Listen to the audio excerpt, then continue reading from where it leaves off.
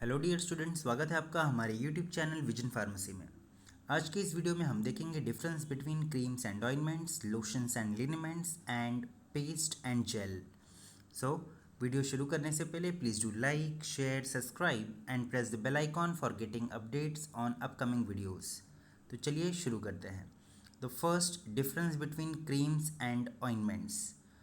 तो creams are semi-solid dosage forms and comprise more than 20% water and volatiles, and normally less than 50% hydrocarbons, waxes and polyols as vehicle for the drug substances intended for external application, whereas ointments are semi-solid dosage forms that comprises less than 20% water and volatiles and more than 50% of hydrocarbons, waxes or polyols as vehicle intended for external applications।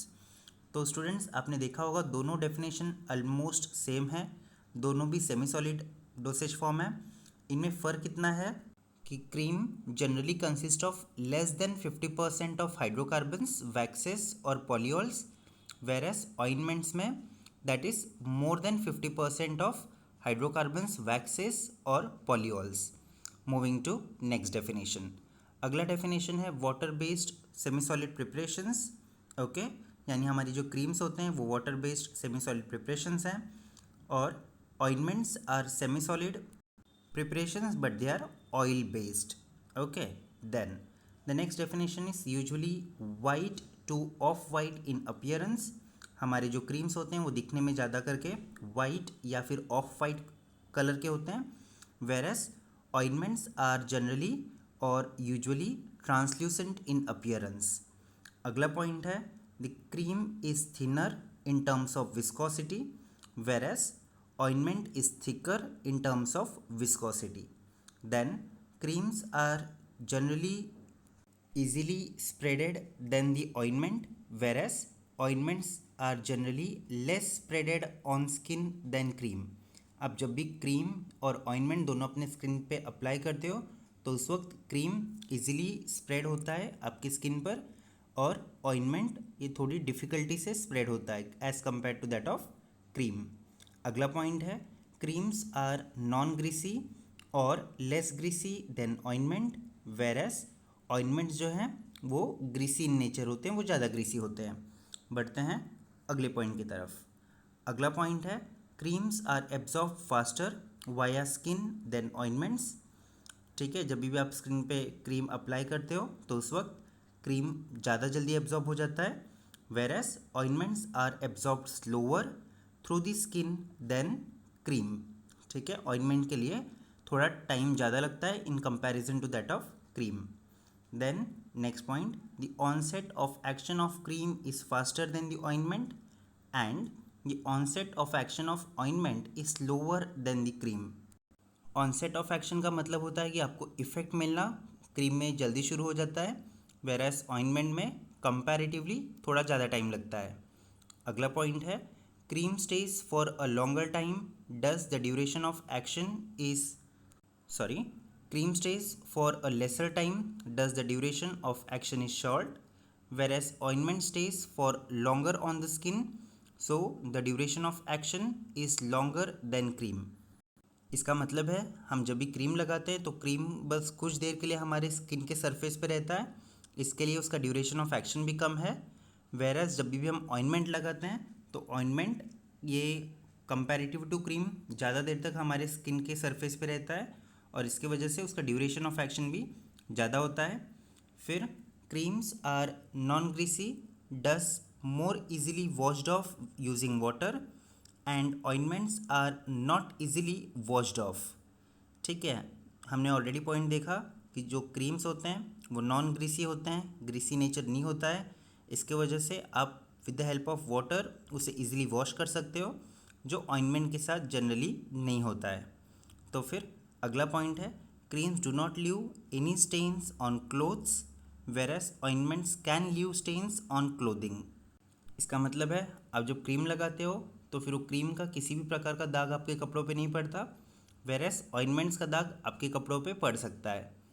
अगला है The shelf life of cream is short whereas the shelf life of ointment is longer. Shelf life का मतलब होता है life period. Okay, तो फिर life period cream का कम होता है as compare to that of ointment. बढ़ते हैं अगले डिफरेंस की तरफ. तो अगला डिफरेंस है difference between lotions and liniments. Then let's start.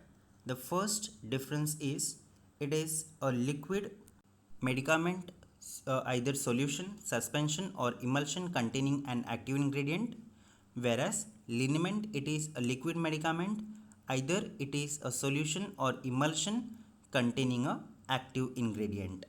Okay, अगला पॉइंट है lotions are aqueous or sometimes alcoholic preparations, whereas liniments are alcoholic or oleaginous solutions और इमल्शंस. उसके बाद प्रिपरेशन इन अ एक्यूअस और वाटरी बेस, यानी जो भी बेस होता है वो जनरली एक्यूअस या फिर वाटर होता है. यहाँ पे लिनीमेंट्स में it is a oily base. Okay, so prepared in a oily base. Next point है lotions are less viscous than liniments और liniments are comparatively more viscous than that of lotion.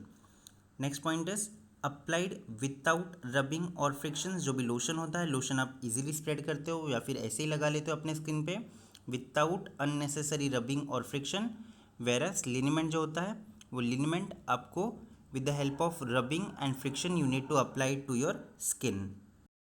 अगला point है lotions are applied directly to the skin. आपको पता है moisturising purpose के लिए आप लोशन लेते हो और अपने स्किन पे लगा लेते हो. Whereas liniments are not applied to damaged skin because it causes excessive irritation. इसका मतलब है जहाँ कहीं पे भी आपको घाव लगा हुआ हो या फिर जख्म हुआ हो उस जगह पे आपको लिनीमेंट्स नहीं लगाना है. नेक्स्ट है lotions they are applied generally as cosmetics whereas liniments they are applied in order to relieve pain, swelling etcetera. बढ़ते हैं अगले डिफरेंस की तरफ. तो अगला डिफरेंस है difference between paste and gel. Let's begin.